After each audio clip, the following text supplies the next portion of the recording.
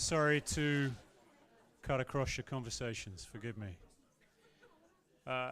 Welcome to our session on the role of business in a social value economy. If anyone at the back, there is a seat down here, one remaining seat in the front row, if you can bear it. But if not, you're welcome to stay where you are. Welcome, everybody. My name's Campbell McDonald. I am lucky enough to be your chair for this session today. I have an absolutely fantastic panel for you. I'm going to let them introduce themselves properly in turn in a moment. We had a chance to chat, most of us, and exchange some thoughts ahead of the session. And the name of the session is a little bland. No offense to any SVP colleagues in the room. Right? Because I feel like this room is going to have a pretty good idea already of what it thinks the role of business in a social value economy should be. And what we observed collectively, I think, was that maybe since the last time we came together and we tried to talk about this, the world has shifted a little on its axis. And we're facing into a different environment. And I think we got a bit of that from, Guy's intro and call to action this morning. That we're facing into some changes in thinking, some skepticism. There are some things that apparently we're now not allowed to ask for, not allowed to measure for, not allowed to think about or talk about. The consensus is shifting, we're told, on the speed with which we should be approaching a climate emergency. And this puts a challenge. And somewhere in the middle of all of that, there is actually a really valid challenge, which is around how we keep justifying the work that we do and the cost and the budget and the time and the effort that goes against it and how we do that. So I think it is, therefore, a valuable conversation for us to have and to revisit. And so almost our question becomes kind of how do we keep social value front of mind in the face of this?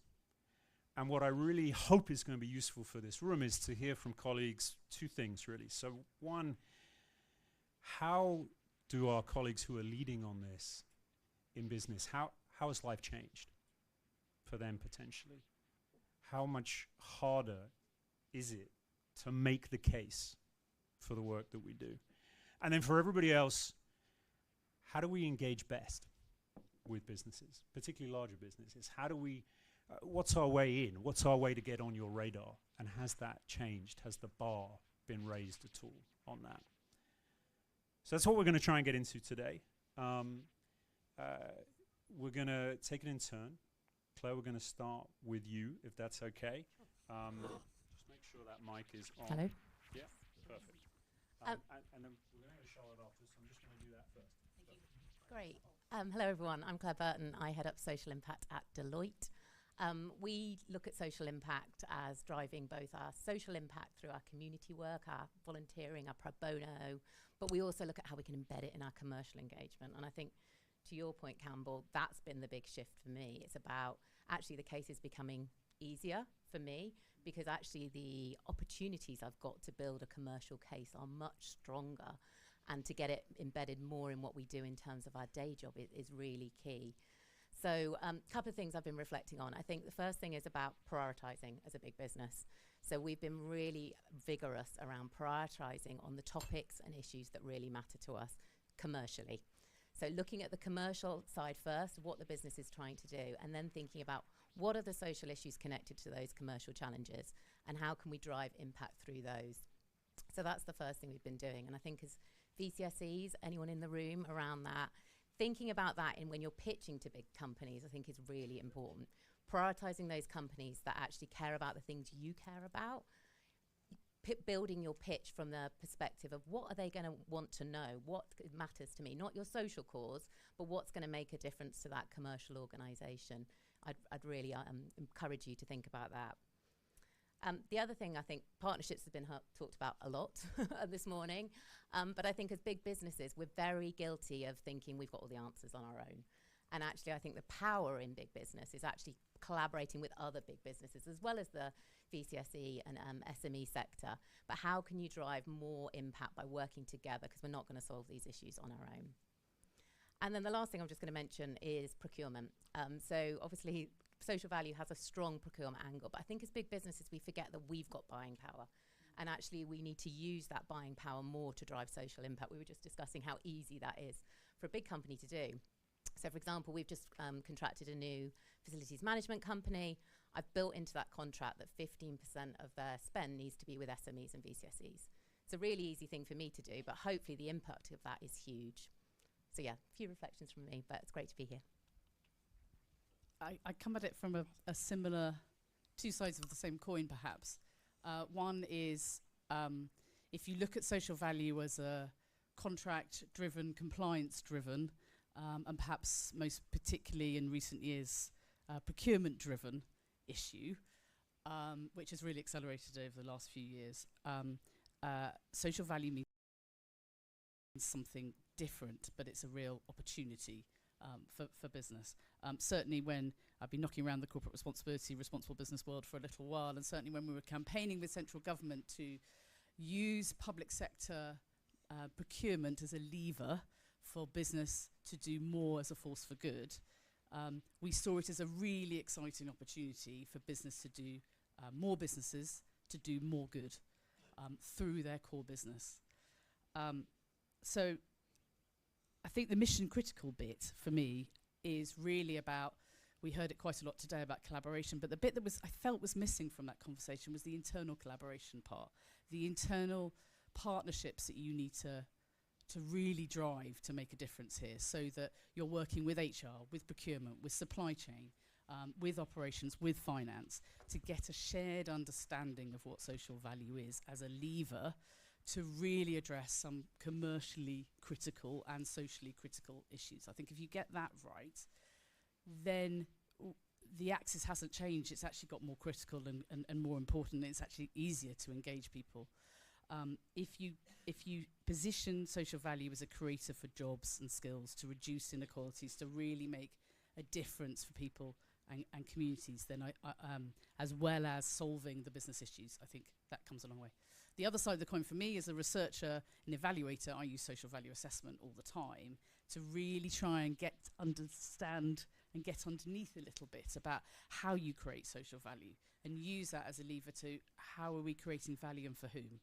And I think if you have those two things in your mind always, that social and commercial element, I think the issues have got bigger as the world is changing. Inequalities are harder. That affects every business, every community, and every street.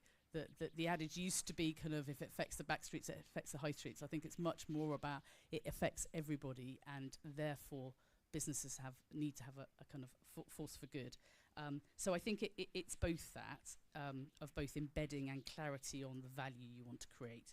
And then social value has a real potential to address some of the most critical issues we're facing in the UK. Sure, I'm going to ask you to just make sure you introduce yourself. Hello, I'm Charlotte. Because that was amazing. People probably Sorry. welcome. My name is Charlotte Turner. I run a very small research organisation called Bean Research, and we're a social value evaluator and assessor. I also teach social value at Cranfield School of Management, so I've got the opportunity to kind of look across the field. I've been lucky enough to do that for about 10 years or so, and I always often say it's when we first started teaching social value in MBAs, it was right at the end of the programme, right, just nip it in, it's on the curriculum, we'll just tick it off. Now it's in the first 2 months. That's nothing that I've done. It's very much that this is something that's seen as part of how you run business now, and we've got to keep coming back to that. It's not how you win contracts, it's how you run the business. Sorry, that was interesting. Really important. Thank you. Yeah, hello, I'm Neil Morrison. I'm the Director of HR and Communications at Severn Trent. For people who don't know us, we're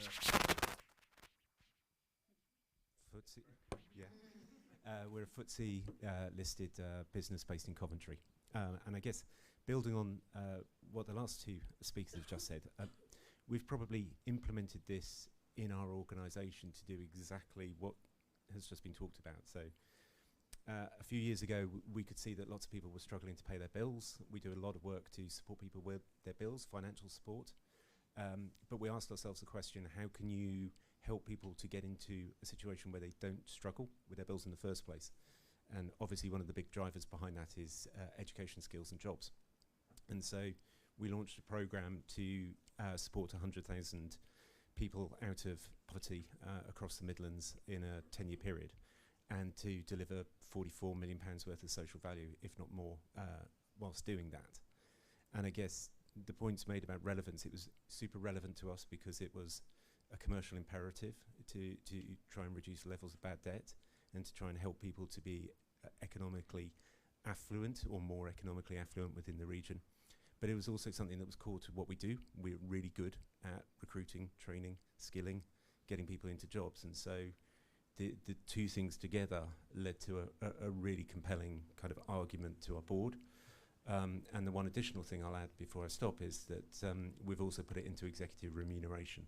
So now all of our executive teams have to deliver on the basis of the 10-year targets that we've set, otherwise they won't get paid some of their pay, which is no better way of getting focus on a topic than that.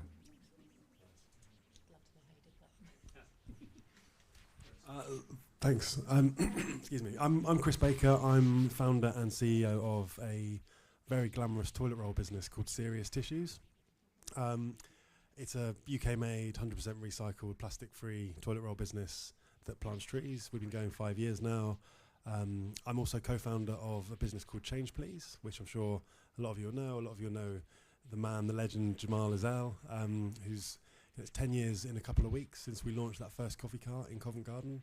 And Change Please now is in, I think, 25 countries all over the East Coast and West Coast of America, working with so many different huge corporate partners, probably a few of you in the room, but also, you know, the Virgin Atlantics, the Google, Amazon, WeWork, David Lloyd, all sorts of big things, big Nespresso partnership. And I think that power of partnership that you mentioned, and was obviously mentioned a lot this morning, has been such an important part in growth.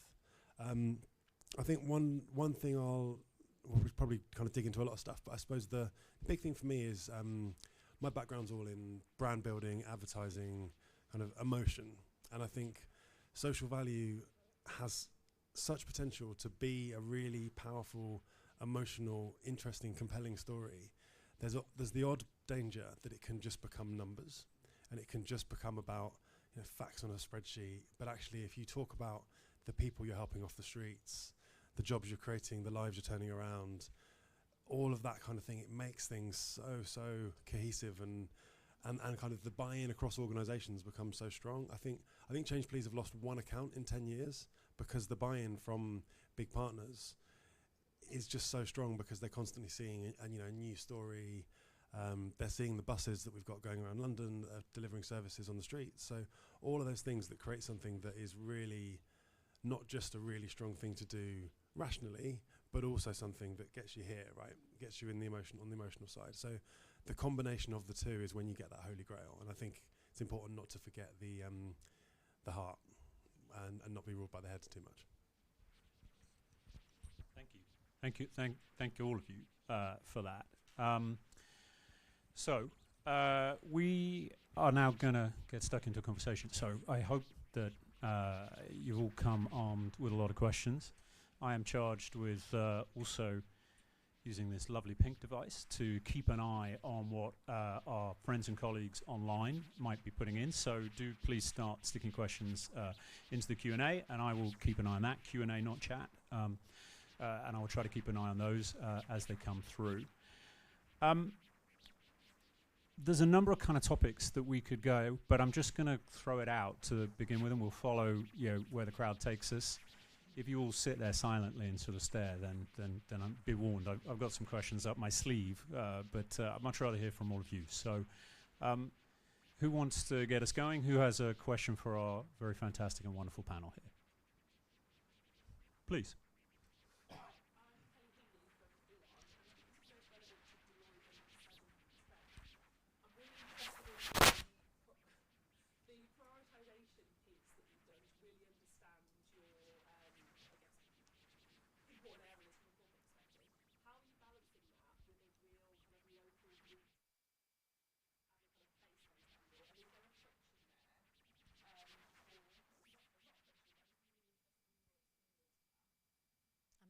with that one first. First of all, we did extensive consultation with senior leadership to understand what are the strategic issues. We looked at our firm's strategy. So in Deloitte, probably no surprise, we're a professional services company for anyone that doesn't know us. So digital inclusion has come up as a big topic, as has supporting companies address net zero. And the last is about supporting skills now and for the future. So there are our three core areas. And they are things that we're trying to commercially sell work in the market around. So it felt really kind of genuine to select those issues and topics. And there was very little pushback when we looked at that. To your point around kind of balancing that with local, what we then did is we wanted to engage our people in this story, and we wanted to engage our local offices. We've got 26 local offices across the UK. So we gave them those three themes, and we said, go and find local charities that meet and align to those themes, and then you can work with them at the local level. So we used that as the kind of narrative that sat across the top, but we allowed the local connection to come through, because we know, in Birmingham, they want to work with a charity that really matters to Birmingham, but there was kind of a cohesive thread that kind of connected the two together. So that's how we tried to drive both a national strategy and a local connection. I think the other thing I'd probably pull out is the importance of our people. I think what I've realised in doing this work for quite a long time is that our strategic intent might not always be the things that get our people excited. And so we've looked at a very different engagement strategy around our people, and thought about using them to design what is it you care about, what are the things you want to get involved in terms of your volunteering, your time, your expertise, and try to divorce the two a little bit more than maybe what I have done in the past, because we want our people to step up and get involved. And we found that if we were saying to them, right, always go out there and deliver your day job, day in, day out, they just didn't want to do it. But if I said to them, go and work on a project in a local community centre, they were really up for it. And that's kind of played through in terms of the volunteering level. So last year our volunteering was at 25%, which is the highest it's been. So yeah, I think hopefully I've kind of answered your question. We've gone both really strategic at the top line in terms of where we put our investment, where we put our pro bono time, but from a people perspective, we've kept it very local and very targeted at what our local people want. Can I ask a really quick follow-up? I hope you'll all forgive me, but I know that people want a magpie and kind of take kind of ideas and practical stuff they can kind of take away with them. So when you started out with that answer, in my head I was like, oh, okay, you came up with like a set of criteria that you probably passed to your 26 offices to say, these are broadly the criteria by which we think you should select. And then you said, actually, we really want to kind of appeal and excite people locally, which then suggests actually they should have a role in setting that criteria. Maybe I've invented the criteria in this, but just practically, how did you kind of make it happen with some consistency? So there was two levels to that. So we have local charity partners. So at that level, we gave them criteria and said, go and find local organisations. From a volunteering perspective, we have a national strategy where that was much more about what do our people care about. So where they could go and volunteer on programmes, whether it was supporting schools or it's supporting green projects in their local community. So we were trying to hit both dimensions through it. So it's complicated. There wasn't a one size fits all, I think is what I'm saying, is we've had to be quite agile in terms of building different approaches and working with different partners. I think that's my other big learning. We had an evaluation. We previously worked with some big inclusion charity partners, and we evaluated them last year. And they said to us, actually, well, you're asking us to do too many different things. You want us to drive pro bono over here, give volunteering over here. I mean, we're not good at all of those things. And I think that was a real moment for me to go, actually, let's find the right partner for what we want. Who is the best partner that's going to be able to engage loads of our volunteers? It's probably not going to be the best partner that's going to help me solve digital inclusion.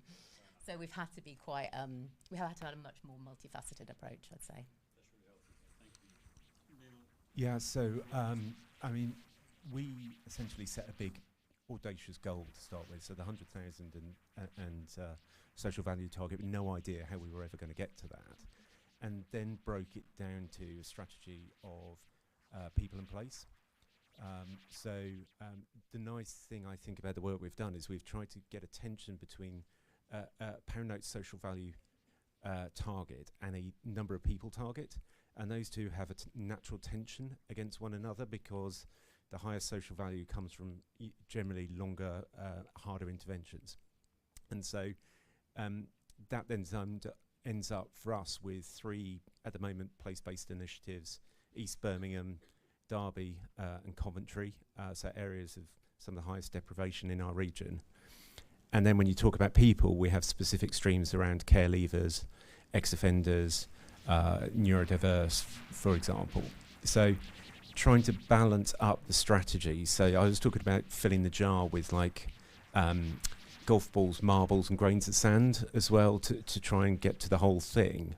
We have to do some large scale, like our Big Boost programs that we do, which is enormous employment events in Birmingham, as well as really targeted work with care leavers. And so the strategic piece is the big goal. Then you have all the streams that drop off that in order to try and achieve it, if that helps. Thank you both. Chris, I'm wondering if you might have a thought on this one. But I want to get more questions in, but just, you know. A quick one, Yeah. I think one of the things that was really interesting with the journey we've been on with Serious Tissues and Change Please actually is, so Change Please, the impact is really local from the start. Well, obviously started off very much in London, now is truly national, with training centres all over the place in Scotland, Wales, Ireland as well. Serious Tissues, the impact was tree planting effectively, and we planted in the UK, but a big chunk of that was overseas as well. And more people came to us and went, look, we really need that impact locally. So very, very recently, we've actually brought the Change Please model into the cleaning sector. So effectively what you would have is, so if you're someone who's been experiencing homelessness, some of them are brilliant when it comes to being a barista, right? You learn the skills, you can then stand up at 7 o'clock in the morning and make 50 coffees in an hour for people that are super demanding, all sorts of different milk. I mean, I know I would be way out of my depth if I was doing that, right? But then lots of the people we come into contact with are really not that particularly well suited to being a barista. So actually a cleaning role is the perfect fit, right? You can be in your own little bubble, you can work hours around the fringes so there's not too many people around. You know, you've got this little universe to keep tidy today, whether that's a floor or a building or whatever it might be. So that allows us to be super localized with our impact. There's a huge, I think there's just over 350,000 people in the last stats who have experienced homelessness in the last year. There's about 225,000 vacancies in the cleaning sector. So there's a big opportunity to bring people who've been experiencing homelessness, and you're not your hardcore rough sleepers, people who've been more in temporary accommodation, who are closer to work, and bring them into a role that is more entry level and not quite as intense as my coffee's too cold or you fucked up the milk or whatever it is, right? So it's much easier, and we're really excited about that taking shape. We've got some really good partners on board, so really looking forward to that. But again, I suppose the journey is, how do we localize something that was a global impact initially? You know, wherever you plant a tree, actually trees grow faster and capture carbon quicker if they're planted in warmer climates. So it made sense for us to plant it abroad, but coming local made a big difference. When you're having your big partner conversations, how quickly do they get to, this is the local, this is what we want to see where? Because you're bringing that, right? We are, yeah. This is a theme that's kind of clearly, like, which is how do you navigate between these different levels in a way that's, you know, hits the materiality for the big firm? Yeah, look, I think it varies so much. Because we'd work with, for instance, a university in London. It's very localized straight away. You've got that impact there. You might have a company. We do quite a lot with Mighty, who are all over the country in so many different sites, headquartered here in Birmingham and the Shard and all sorts of things. But they're everywhere. So we need to be able to deliver that impact locally. So I think it probably starts at a broad level. One thing you said earlier, Claire, really struck with me was you guys have got so much buying power, and when it comes to things like coffee and toilet roll, it tends to go through a few chains. So you might have a cleaning company, a caterer, a facilities management. There's a few layers. If you're the one who's ultimately holding that cash and you're going, we really want to spend 15% of our budget with social enterprises, they will do it. If you are not doing that, then they will basically go, well, actually, we've got a nice fat margin and a rebate from Kimberly-Clark. We'll just sit here and keep this going. But if you're going, I want to change, because we're cheaper than Kimberly-Clark as a product for the end user, but they're getting a massive rebate from Kimberly-Clark. So if you're pushing it, we'll get in much quicker, and they won't be able to say no. Whereas, and similarly with coffee, right? So basically, you've got so much power to kind of push it through. And kind of harnessing that and starting those conversations is where you can get real change and real social value. Thank you. So are you okay if I go out? Oh no, please do. Yeah, absolutely. We're going to come back. So we've had a question online about the incentives bit, and even the panel was reacting to some of your stuff on incentives. So we're going to come back on that. But I'm going to take another couple of questions in the room, and I'm going to try and sort of just gather people together and see if we can do some bundling, please.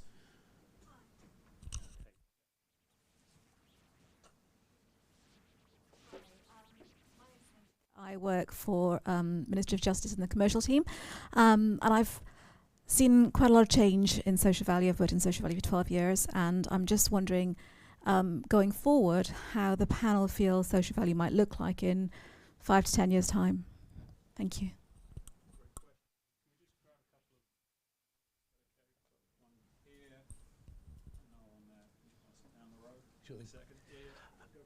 So Steve Butterworth, CEO at Nably. Picking up on Charlotte's comment about internal collaboration, just be interested to get the panel's view on where social value sits within your organisations, as in effectively who you're reporting up to, because that's obviously key. And if it's not within your own organisations, your experience of others you've worked with. Hello, my name's Emma Drake. I'm a trustee for a small charity. Just go back to kind of like the point you made about the different varieties, if you like, the commercial and the strategic going down to the local. How do you therefore decide what looks like success for your organisation? How are you managing to measure that? What does that look like? And how you manage to translate that back up the chain so people can see the impact it's having at a commercial level?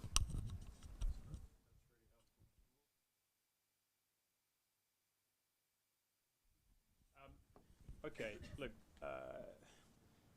I think that challenge on what does social value look like in the future, I'm going to hold that. I'm going to get everybody to end by saying what they think that is, if that's okay. So we're not going to lose that question. We're going to come back on it. This piece about internal collaboration, we mentioned the importance. There was the panel I ran online yesterday. This point, Fiona, you made the point about mindset. And how you get that mindset. So, let's fold in the KPIs point as well here, right? So how you get that buy-in, you've got some levers, you've got some sticks, you've got some carrots, but how do you really get that collaboration? And is it about who owns it and who forces it down? Or is it about emotion and excitement and getting that engagement? Who wants this one? So I've probably got about 4 bosses across our organisation, I would say. And I've sat in lots of different parts of the organisation as well. We're currently a separate function that sit under corporate affairs. So I've sat in marketing. I've got a part, I directly feed into our executive on people and purpose. So I'm not sure there is a perfect place for this. It's my overriding assumption of having been in all those different places. I think it's about the key importance of the job actually is to be that voracious networker, to connect across the organisation, to make sure you are talking to everyone in their different positions within the organisation and making a case for why it should matter to them, because the case will be different for different parts of the business. So that's my assumption on how you drive internal collaboration. I think it's hard work. I think you've got to make it really real to what the priorities are that those different parts of the business are. For HR function, big part of there is about engagement and making people feel that they want to come to work, so we can really help with that agenda. The commercial team, I can help with differentiation. So I think it's about creating that case for change and building those relationships. I don't know if others disagree. Charlotte, do you want to come in? I'm conscious we haven't. Well, I think the point about collaboration is absolutely key internally. When you look at the Institute of Corporate Responsibility's professional pathway idea, actually they talk about the most important skill being the ability to relate to and solve problems for each people individually. So I think that I would put absolutely up front, because this role in business is about solving problems. It's about solving some really hard societal issues. It's also about solving the commercial problems at the top. And where, as you rightly say, where everyone sits, it is how you win the bids. It is, but it is also to the local question, how you really embed what you do locally, nationally, and relevant to the business. And that jumps me slightly to that second question about what success looks like. May I jump onto that?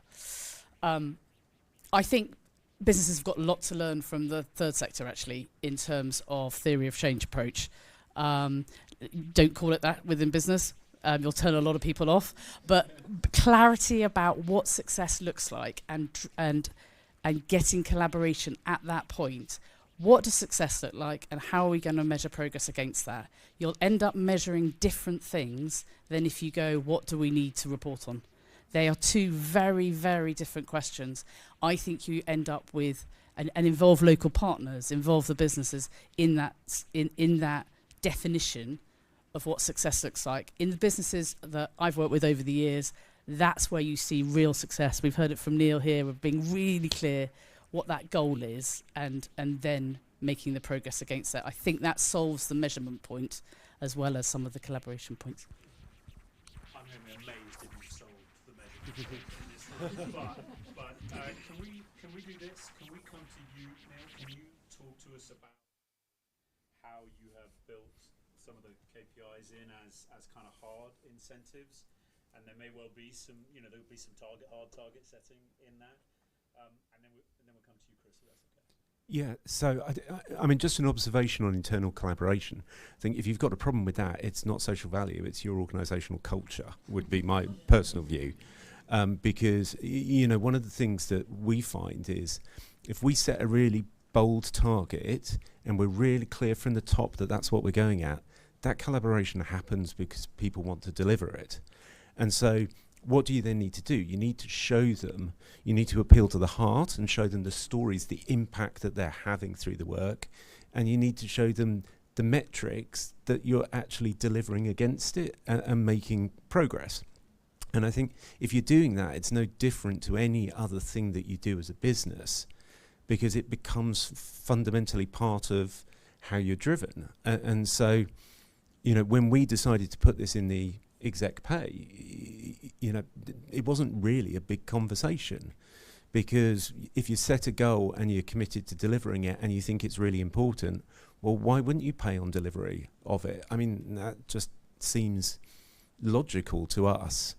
And so I think, Liz, who's sat in the room here, and Ravi at the back, who work on this for us, we track it within an inch of its life. So they will be able to give me week by month by year what our flight path is for delivering the targets that year, where we are against it, what the mix of that's looking like, how that's changed, in the same way that we would measure what we call our ODIs, which are our KPIs for any other area of the business. It's just a mindset of how you do it and how you deliver it. And I don't think it matters where you sit it within the organisation. I think, you made the point that it's moved around a lot. As an HR professional, I would say if you think changing your organisational structure is going to change your outcomes, then you're absolutely fooling yourself. It's not. All it will do is just pass responsibility around. It's how you create a clear target and you measure progress relentlessly towards that, and you show the success as you go, both in terms of storytelling and in terms of data. Quick follow-up.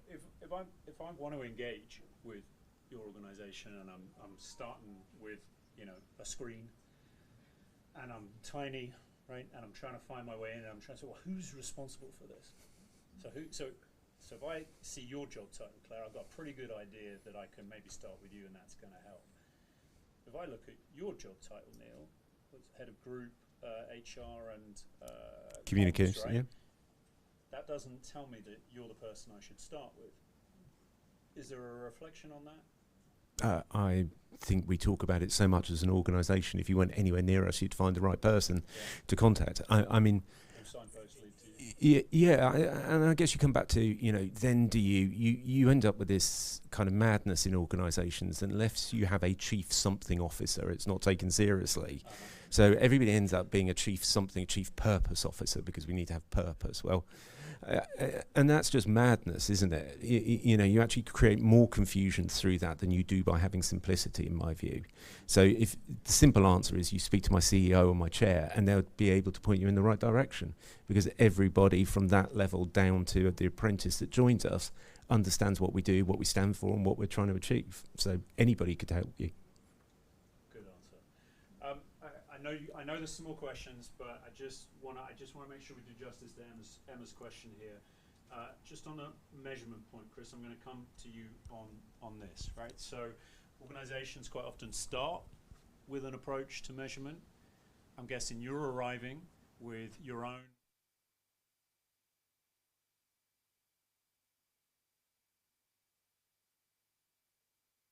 Yeah, so I suppose one thing you can do when you're looking at a commodity like a coffee or a toilet roll is you can go, you buy this much. If you buy it from brand X, this is what's happening, you know, you're spending this much. If you buy it from us, that might mean a number of trees planted, a number of lives turned around. We might calculate the amount of carbon that's captured. So we've got this brilliant tool, which is an interactive tree planting dashboard, which basically shows, because whenever anyone says we're planting trees, everyone goes, really? And where are you planting them, and what kind of trees, and you know, millions of questions, right? This dashboard is verified by the blockchain. You go in and you go, okay, we can see the amount of trees they planted. We can see exactly where in the world they've been planted. You can see GPS trails of the tree planters on tree planting days with photography. You can see the type of tree that's planted in that project. So you're really getting the absolute detail. So you basically go, if you move from brand X to brand Y, this is what will happen in your organization. So I think that from day one is quite a good way of going, it's this, right? And sometimes we might come at a small price premium, but we're not like a Bamboo when it's double the cost. It's, you know, we're cheaper than some of the bigger brands, and you know, it's not like it's a crazy extra expense, which is always going to be hard, particularly in this climate, right? If it's double the money.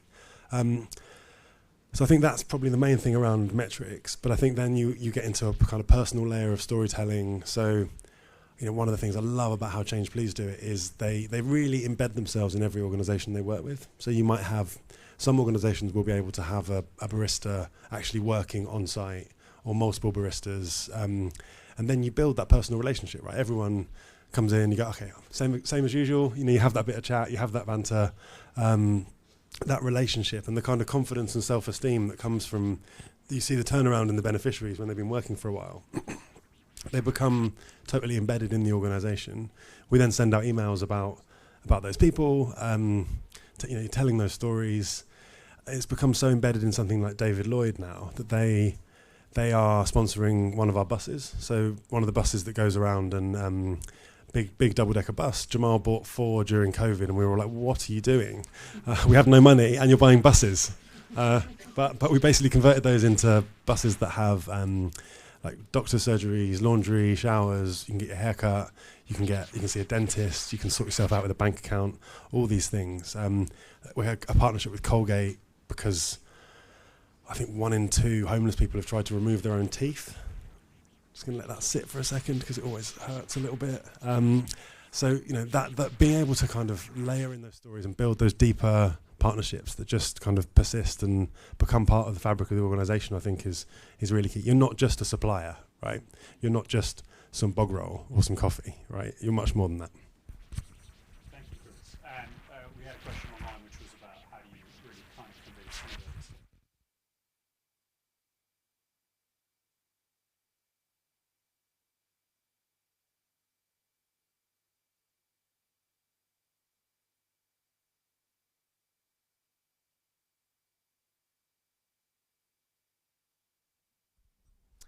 Thanks very much. I'm Jeremy Gould from the Charities Aid Foundation, also known as CAF. I wonder what tips the panel has for organisations trying to sort of navigate the spectrum or the continuum between kind of maybe traditional CSR, sustainability, social impact, corporate giving, whatever you want to call it, and then maybe on the other side, so the sort of social value, bids, tenders world, public sector. So for businesses, should this be separated out? Should it be treated together? And for charities, you know, should they be looking at this again together or separately?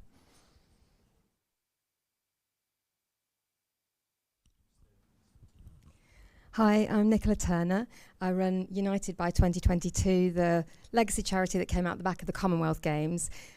Severn, Trent and us planted a lot of trees at the Commonwealth Games, like 2,022 hectares worth.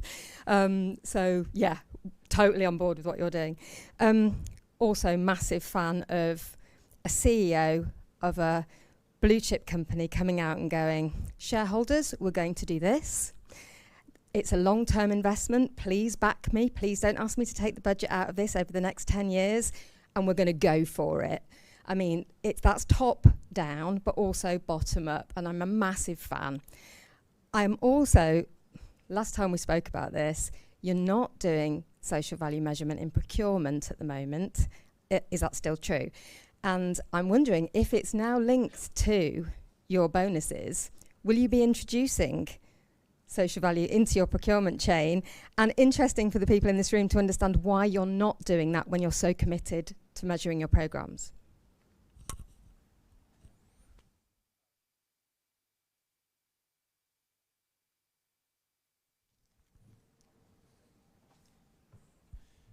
Thanks very much, Campbell. Nathan Good, Chief Knowledge Officer at Social Value Portal. I have to say, I totally agree with what Neil just said about Chief this and Chief that. So, absolutely. I'm with you on that one. My question is about leadership, not leadership within businesses, but leadership of business, of this agenda.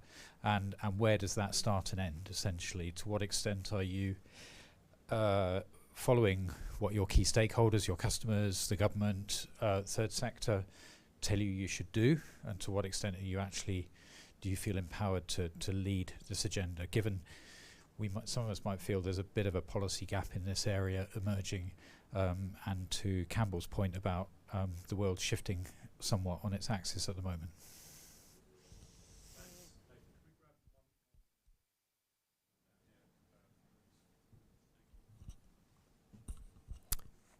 Hello everyone, my name is Chidi. I work for WSP. I just wanted to ask how you've been managing things about cost. In my job, there are a few people as a professional services company. Our company make money from the work that we do. So when we work as an engineer, the work we do pays the bill for the company. So how have you managed the cost? Because social value, in some cases, is not money making for the company. It's different because you do it with your regular role in the company. So how have you managed the cost of social value? I mean, vis-a-vis staff doing their job and doing social value. Thank you.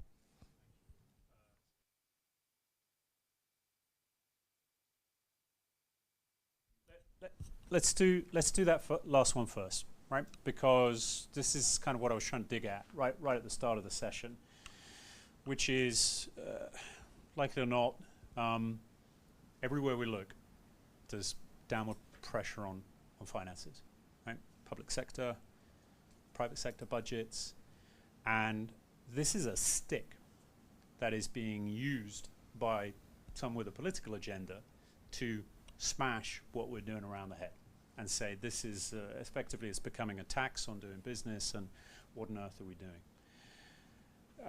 Garrick, who was sat just there and has left, used a kind of great turn of phrase on the session online yesterday where we said, look, you know, making money is the oxygen that allows a lot of our whether you're a charity raising funds or whether you're a business making money, it's the oxygen that allows you to exist, to provide livelihoods, to provide a service. So you have to recognize that we're doing this in that context. And I'm going to tack an extra little one on the end here, which is there has to be a 3.0 on how we do measurement, right? We know we've got tech to kind of really assimilate large data sets, claim all of the impact that's on the table, and automate and take some of the cost and complexity out of this. Who should we be looking to do that? Should we be looking to large business to show leadership on that? So how do we, I welcome all of your views on where do we go next on this cost challenge? Who wants to go first?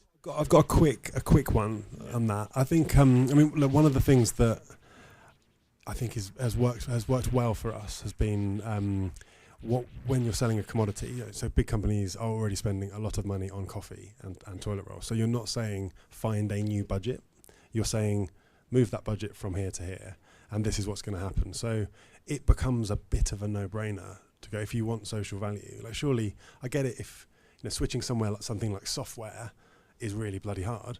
Switching Blue Roll coffee should be a really simple thing to do. So I think what we find is it's much more sustainable in the long term when you're switching an existing spend line than trying to get it up as an. We've had times when people have come to us and go, I just want to donate and give you some money to get some people off the table, and they tend to be short-lived partnerships, whereas when it's a purchase, it tends to last a lot longer. So I think that's probably the kind of key part of it.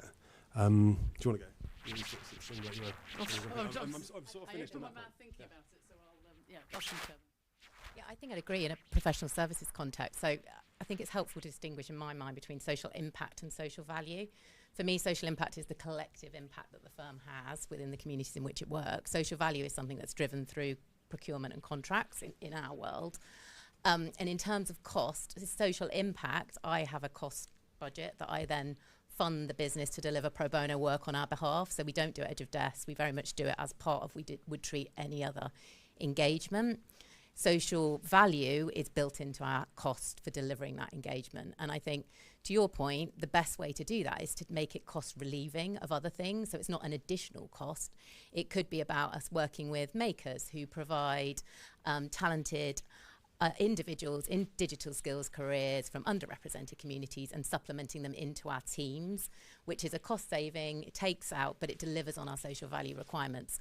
Or it could be about delivering a piece of digital transformation, but working with a provider that provides a much more inclusive design set of expertise from a charity, for example, like Thomas Pilkington, that we'd work with. So I think the key to making it work from a cost perspective isn't about making an add-on cost in terms of our delivery. It's about looking at the costs that you're already incurring and thinking, how can we do that better? How can we look at what we're spending money on here, and how can we work to drive impact through those relationships? So that's kind of how we treat it. Hopefully that's covered. And I think to your point around, should I pick up the other one on spectrum? Yeah, no, I was going to say, I think that's a really on-point answer for Jeremy's question as well. So yeah, I was just thinking, I think you have to do both. I don't think a big business cannot both support giving, support volunteering and engagement, but also you need to be working really hard at how you're embedding it in your commercial activation, and it's not good enough to do one without the other, in my view. But it's hard, and I think it's about trying to navigate and move more away to towards doing more in the commercial space. You ready to go? You've got a mic in hand. I take a slightly different view, actually, on that, so a bit of controversy on the panel. So if I talk about cost to start with, I mean, very similarly, so it was one of the questions the board asked me when I presented the work that I wanted to do, and they were like, how are you going to afford to do this? And I was like, there's loads of cost in the business already. I just need to allocate it in the right way together to make the impact. And if I do that, it should be relatively cost neutral, because what we're doing is we're refocusing the work that people do in the right way to create the impact. And because we're connecting it to commercial value, ultimately what we're doing is not building budgets that are around nice to do. It's stuff that's grounded very much in what we stand for as a business and the commercial impact that we want to have on our communities. The place I differ, and it comes back to the question about procurement, is I actually think telling your supply chain what they need to do is a really bad way of encouraging them to do anything. And I think you see this so much through, you've got to be a living wage payer, you've got to be, measuring your scope 3 emissions, you've got to be doing this, you've got to be doing that, you've got to be doing the other. And I think they runs the risk that they pay lip service to it rather than actually engaging in the reason it's done. So we will present to our supply chain the work that we're doing, why we're doing it, why we think it has commercial value, why we think it's really important, and we will encourage them to do similar work. But I'm not certain it works by just saying you've got to do this and waving the big stick, because then you've got to spend a lot of time auditing it, you put a load of process in, loads of cost into making sure that people are saying what they're doing. And I just don't think that stands the test of the anti-woke agenda of regulation, bureaucracy, etc., etc. Whereas if you land it purely in commercial terms, this is about driving good outcomes for business, this is about driving good outcomes for society, that's quite hard to criticise. And so that's why I have a slightly different view, because I think you've got to show the value of it rather than just do it because you're telling people they've got to do it. And if you're showing the value of it,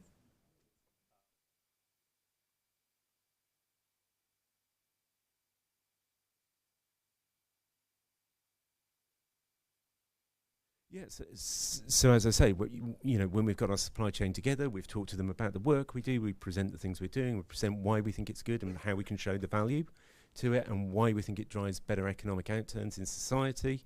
And that's how I think you get people on board, is by appealing to their hearts and their heads rather than by putting in place process or governance or regulation, which doesn't ever really get them on board, in my personal view. From the cost point to the top tips, I think really thinking about this, I totally agree with Neil, not thinking about it as cost, but cost savings. If you do cost benefit analysis or any social return on investment, you'll be looking at two things. You'll be looking at what are the savings, often to the state, but also to the business, and then what are the value gains. And if you talk about it in that language, strengthening supply chains through encouragement, absolutely, that will reduce significant costs in the business.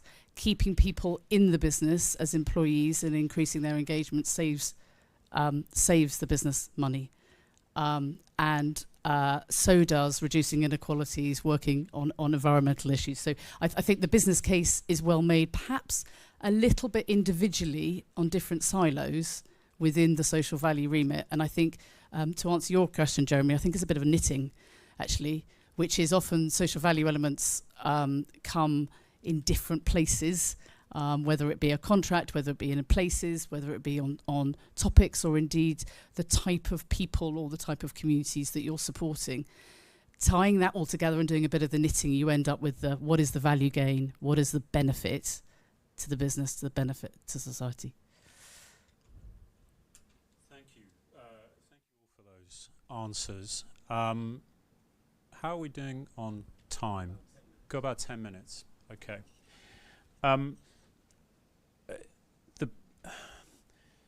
The kind of phrase I have in my head, which might perhaps, forgive me, I'm not trying to be a peacemaker between you two, but I feel that part of the organizational exercise in this is about identifying sweet spots. It's about identifying those, places where you think, okay, look, how do I align this with materially what's important to the business? How that is reflected in a P&L and a balance sheet? How is that reflected in the story that we want to tell? How's that reflected in the engagement and the quality and the resilience we build in the supply chain? How does that read through at a board level? And some of that's about what data points, and that's not an impact measurement point, right? That's just broadly how well is the leadership of the organization actually got its eyes on half a dozen KPIs that are telling it what it needs to know about that sweet spot working. And that's quite a tough trick, and you need someone who, I think you need people who know, who get it and are open to it. I'm going to use that as a bridge to try to kind of pull out, Nathan's gone, which is great, so we can mercilessly tease him about his being head of all knowledge, which is amazing as a title. But both he and Nicola, I think, had a part of their questions which was sort of saying, look, where does leadership really kind of show itself here? Because we are succeeding. I think you mentioned you've been in social value for 12 years, right? But I think we're succeeding incrementally over time in making this a part of business as usual, right? Expanding, we're joining together some of that broader sense of what's the overall operational impact of my organization in the world, with what are some of the specific levers like procurement, and we're starting to see, therefore, this is kind of coming core. Let's grab that question. What does the future look like? Okay, so we've got a little shy of 10 minutes, and I really want to give each of you a chance, therefore, kind of not to be rushed in answering this question and giving us a view. What are the things that we should have eyes on? What are the things that are going to make the most difference? And how can those be led? What's the role of business in doing that? Nice, easy question of what does the future hold? I'll go first. I've got the microphone. I mean, it's a really interesting time, I think, in terms of what we've seen happen with change of incumbent in the White House and change of narrative around business. I think there's something really interesting in this sort of school of thought around system change, and what you see is before a system genuinely shifts to the new, the old system kicks back way harder. And I think we're living through that at the moment, and it's probably going to get a lot worse before it gets better.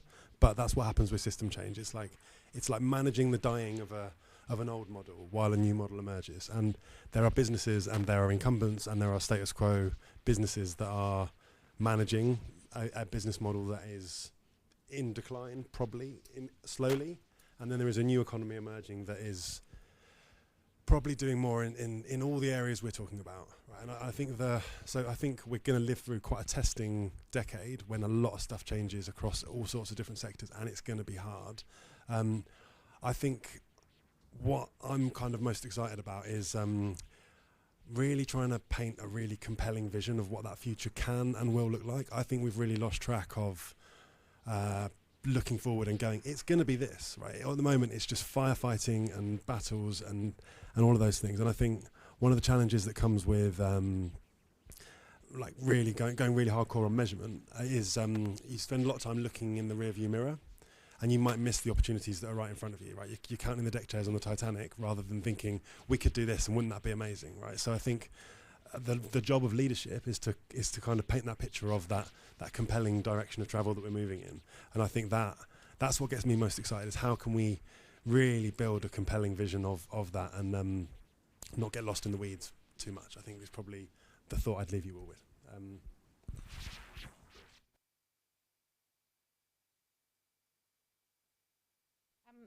I was thinking about this. I think it's about having sustainable, responsible business models at scale, because I don't think we're anywhere near that yet. There's some brilliant social enterprises out there doing some amazing things, but none of them have hit the big time. So I would love to see a future where we can see that real balance between people, planet and profit coming together in a really harmonious way that benefits everyone. I also probably, I don't know, I'd like to not have a role, I think, in 5-10 years' time, because actually it's so integrated into everybody's day-to-day operations that people think about those things, and it's part of measurement, it's part of incentives, and it's not something we're always continuing having to push. It's just a given. So that would be my holy grail. I think from a government social value perspective, I'd love to see greater. Certainly for big companies like us at the moment, we are having to do a lot of piecemeal things to keep government happy on various different procurement contracts. They're asking us to do so many different things. That doesn't make sense. I've currently got about 1,800 social value commitments that we're trying to manage. Like, that isn't an effective way of driving impact. I'd love to see a much more grown-up approach to driving impact from government that allows us as a big business to go, we will embed social impact, but we would do it more cohesively across all of our government contracts rather than being so separate, because, yeah, that's the way you're going to drive bigger impact. I was going to say my answer was going to be consistency in the face of change, I think, which is consistency of what you're trying to achieve with the flexibility to do something different as times and contracts and everything else change. And consistency of what it means to you as a business and what you're trying to achieve. That clarity, that leadership, I think, is really important. And real consistency on the social value you're trying to create. Get it back to what social value means to your business, and if that is integral, then that consistency will be there. And just as a call for measurement, that will really help you measure it in the right way. To the point about the vision from a government point of view, I think that the recent changes are a step towards this, but additionality is a problem, because we work with an awful lot of organisations, particularly in the justice sector and in the health sector, where social value in procurement has come in more recently, which are by definition charities or social enterprises, and are really struggling to prove their additionality on a contract, who can work alongside businesses, and social enterprises would come under this too, but actually have that, what we've been talking about, have that embedded social purpose at its core. So I think that's one of the elements that I think, but if you're clear on it in a consistent way, then you can have flexibility in how you do it. Just very, very quickly, I think we need to be honest, talking from a business point of view, that businesses are there to make profit, and not shy away from that. And through that, and by having successful businesses that grow and operate well, we create more opportunity, and we create the opportunity for greater social impact. And I think just having that honest conversation actually can frame social value in a way that makes it bulletproof in the future, rather than trying to talk about it as the reason the business is here to exist, which we all know is a bit of a lie. Thank you. Thank you. Please join me in thanking all of the panel.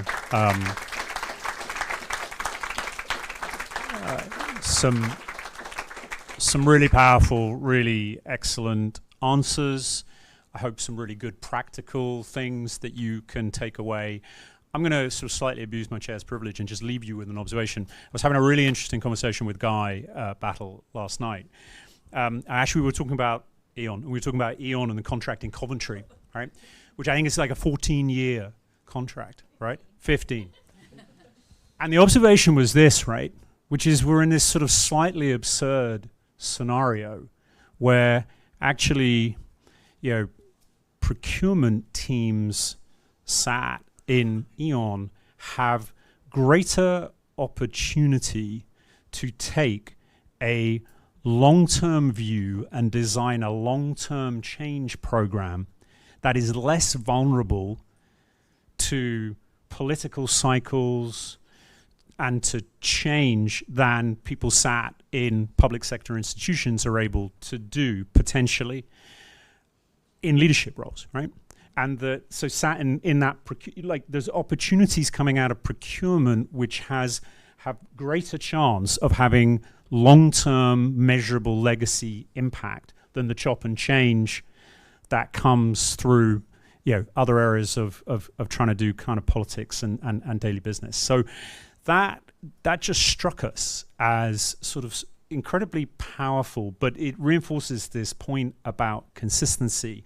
And then just to end on, I really do therefore feel that there is huge opportunity in the hands of the leaders of particularly larger businesses to set real ambition in this territory and to drive strategic change.